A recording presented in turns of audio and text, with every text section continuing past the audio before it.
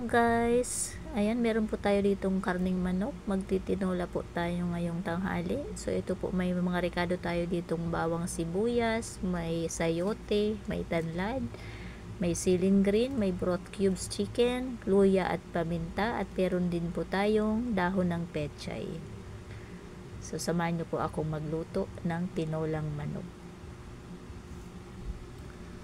And guys, mainit na po yung ating mantika sa ating kaserola. Igisa na natin itong bawang sibuyas. Ayan. Antayin mo nating mag golden brown para po mabango yung ating tinolang manok.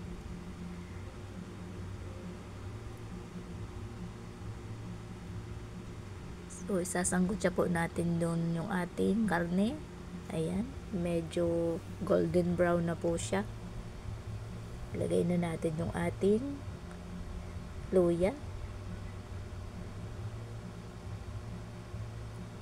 Ayan, isanggutsa natin tong ating karning manok para pumabango, masarap, para tanggal langsa.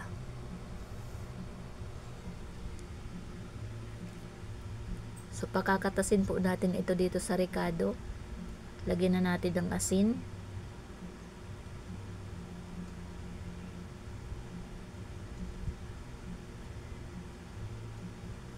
Paminta. Haluin natin. Haluin.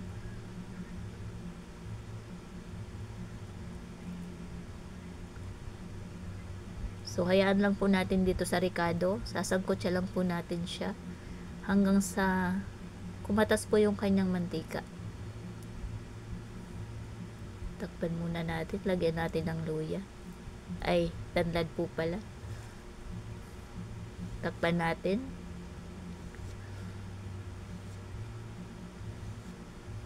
So yan guys. Okay na. Nasangkot siya na sa rekado. Ang bango na. So yan lang po muna natin.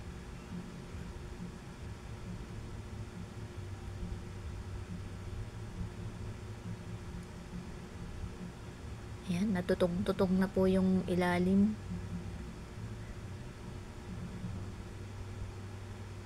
Lagyan na natin yung ating sili, yung ating sayote.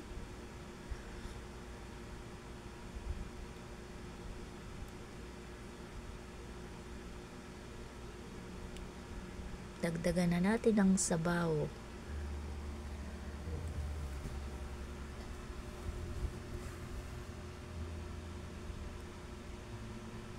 Dagdagan pa natin ng sabaw para po may mahigop tayo.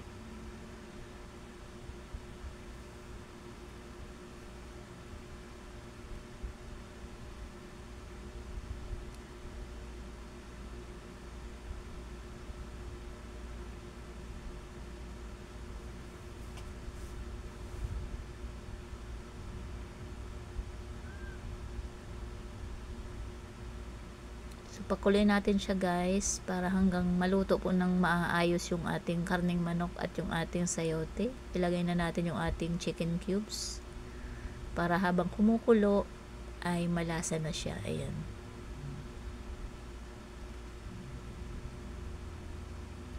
Check na natin.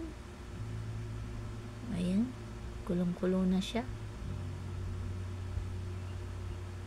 So halos luto naman na po yung karne.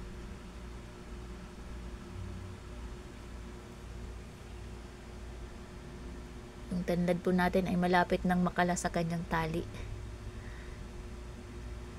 Yan, ang bango po talaga ng may tanlad sa tinola. Paborito ko po talaga pag tinola may tanlad. Nababanguhan po ako, nasasarapan po ako sa sabaw.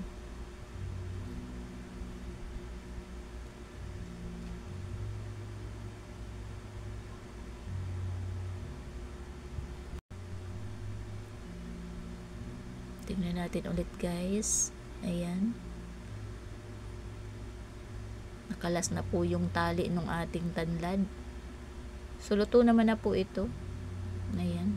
Kaso mas masarap po sa manok yung malambot na malambot. Yung lutong-luto po siya. Ayan.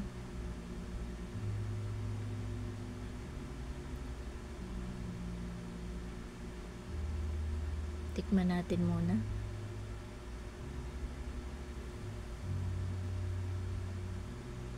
So, matabang po. Magdagdag tayo ng asin.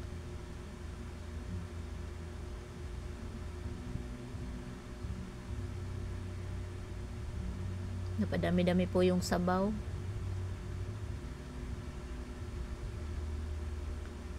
Ayan. Yung sayote po natin ay malambot na rin. Luto na. Ayan.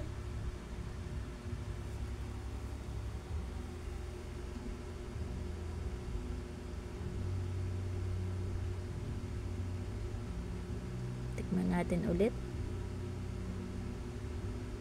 So, medyo matabang pa po sa panlasa ko. Dagdagan natin ng kaunti pang asin. Wala po tayong patis. Masarap po sana patis pang timpla.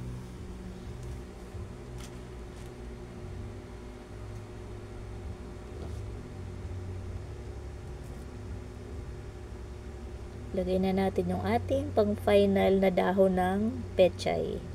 Ayan.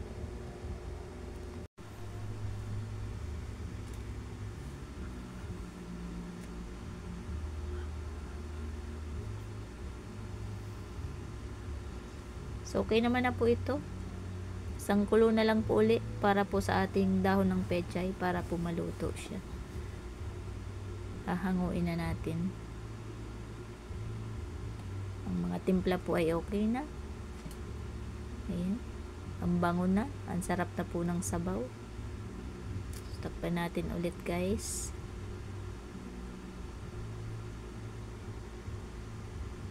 So, ayan, okay na. Luto na po yung ating tinolang manok. Ayan, ready na po sa ating tanghalian. So, hanggang dito na lang po ulit. Maraming salamat po. Bye-bye po sa inyo. God bless po sa ating lahat. Thank you po.